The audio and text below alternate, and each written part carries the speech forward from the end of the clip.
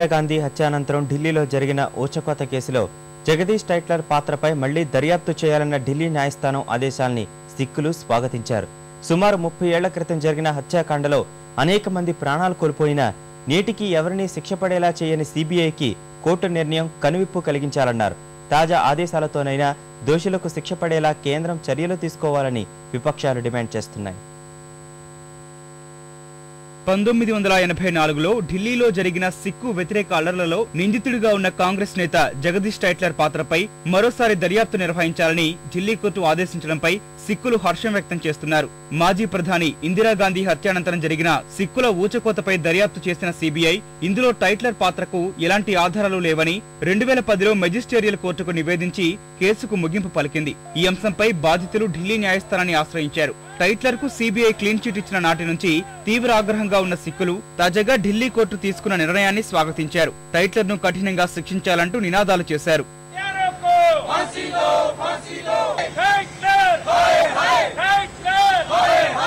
आज हम बहुत खुश हैं।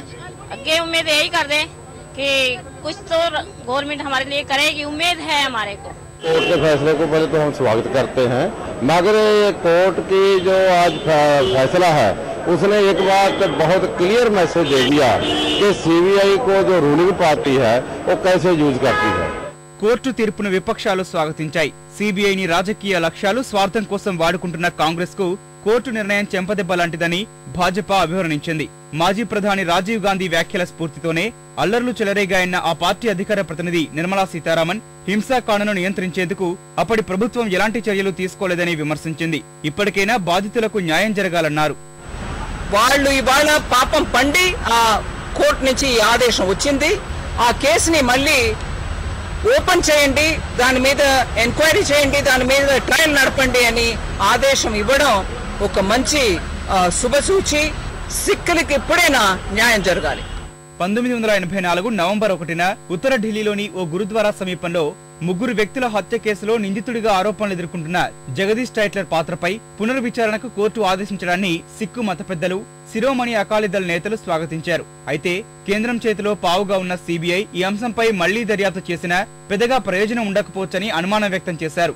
గోద్రా తరహాలో సుప్రీంకోర్టు పర్యవేక్షణలోని సిట్ తో దర్యాప్తు జరిపించాలని అకాలీ నేతలు డిమాండ్ చేస్తున్నారు. जजमेंट तो मैं समझता कि उसने डायरेक्शन दी है, हम उसका स्वागत करते हैं, लेकिन सीबीआई पर इतना विश्वास नहीं कर सकते। इसने 30 साल में अभी तक कुछ नहीं किया, आगे क्या करेगी। के लिए की गई थी, गुजरात के लिए की गई थी, उसी तरह इसको भी ऐसे एक एसआईटी बनवाई जाए और उनका इस पे ये इन्वेस्टिगेशन टीम सुप्रीम कोर्ट के अंदर इसकी इन्वेस्टिगेशन हो और सीमित समय के अंदर इसकी कंक्लूड होकर इनको सजा देनी चाहिए। కోర్టు నిర్ణయంపై స్పందించిన కాంగ్రెస్ చట్టం తన పని తాను చేసుకుపోతుందని వ్యాఖ్యానించగా తీర్పును అధ్యయనం చేసిన అనంతరం తదుపరి చర్యలు తీసుకుంటామని సిబిఐ ప్రకటించింది.